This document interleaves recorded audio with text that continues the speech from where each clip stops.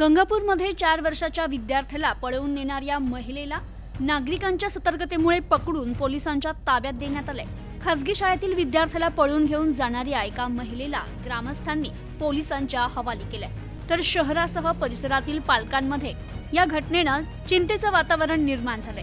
मात्र या विद्यार्थ्याला पळवून नेणारी महिला वेडसर भोळसर असल्याचं बोललं जातंय। गंगापूरमधील डॉक्टर बाबासाहेब आंबेडकर चौकातील संस्कार इंग्लिश मीडियम स्कूलमधील कोबापूरचा शंकर बैनाडे या 4 वर्षाच्या विद्यार्थ्याला शाळेजवळून उचलून घेऊन गंगापूर ओलांडून जाताना अंजली पेट्रोल पंपाजवळ नातेवाईकांनी ओळखल्याने या मुलाला छत्रपती संभाजीनगर रोडवरील लक्ष्मीपत्रा स्टील दुकानासमोर नागरिकांनी त्या वेडसर बाईला पकडलं आणि त्या मुलाची सुटका केली।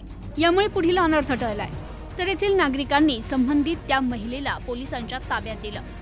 या प्रकरणाचा पुढील तपास पोलीस निरीक्षक सत्यजित ताईतवाले यांच्या मार्गदर्शनाखाली पोलीस पुढील तपास करतायत। प्रतिनिधी विशाल जोशी, न्यूज टुडे 24, गंगापूर।